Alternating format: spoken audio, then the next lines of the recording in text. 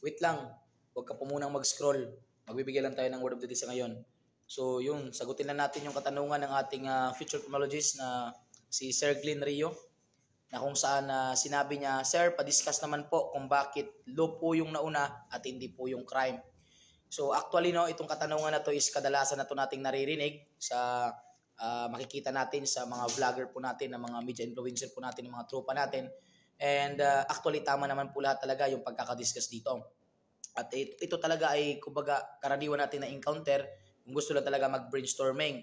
But then in terms of board examination po, parang hindi naman po talaga siya paborito din. But then, nakaganda dito, at least may knowledge po tayo. Okay, ito po yung pagkaka-explain natin dito. So based po sa ating mga nababasa, no? So bakit nga po ba nauna yung law at hindi po yung krimen?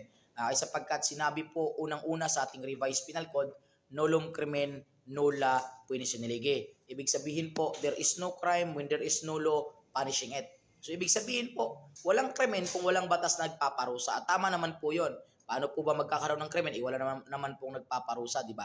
Kaya syempre, doon po sa ating Holy Bible is napakaganda din po kasi na pag pinag-usapan natin is history. So basahin natin sa Holy Bible po, maganda din po 'yon sapagkat wala pa po ang lahat sa mundo, yung Word of God is nandiyan na po yan.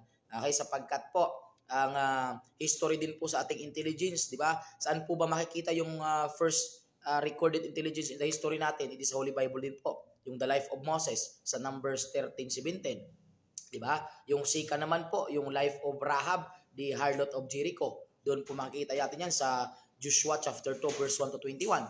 At saka yung third naman po, doon sa Judges chapter 16, yung the life of Samson and Delilah. Doon po yung nagsimula. So ngayon, we are talking about sa law at saka crime naman po. Okay, kasi nga, pinagbabasihan din naman po natin na crime po ang nauna kasi nga doon sa nangyaring magkapatid na pinatay ni Cain yung kanyang kapatid na si Abel. Minorder niya. Kaya sabi, crime daw yung nauna. But then, hindi po siya talaga yung unang nangyari sa Holy Bible din.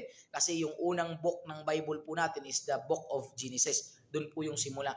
Ano po ba yung sinabi doon? Sinabi po kasi doon na dinala ng Panginoon itong si Eva at saka si Ethan. No? Dinala niya sa tanaman ng Eden.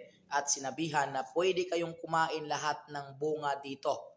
Okay, maliban lamang sa isa na nagbibigay ng wisdom at knowledge. Ibig sabihin, maliban lamang sa isang puno na namumunga or na kung saan yung bunga ay makipagbibigay ng kaalaman. Yun yung pinagbabawal. So that time, sinabi ni God na bawal kayong kumain. So ibig sabihin, bawal kayong kumain. That is considering law po yun. Merong kaman. At saka siyempre, kapag kakain sila, so magiging crime yon.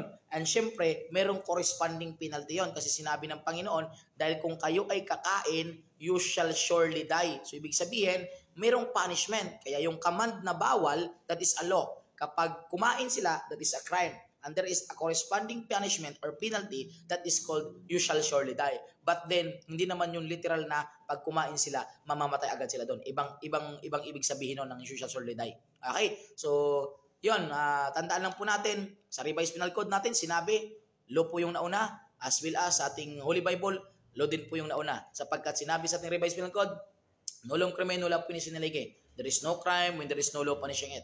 And syempre, sa sinabi natin kanina sa Holy Bible, sa Book of Genesis, ganun din po yung sinabi, na una po yung batas kasi yung command ni God. Okay, sana nakatulong sa inyo yan, no? And syempre, God bless you all. Ingat kayo lagi, keep safe always, and banat lang para sa pangarap. At ito pa yung lingkod, your Mr. Word of the Day, Emmanuel, the Master Schumann, Villa Easter Blacalos, CBRC National Lecturer, and Registered Criminals. God bless you all. Have a nice day ahead.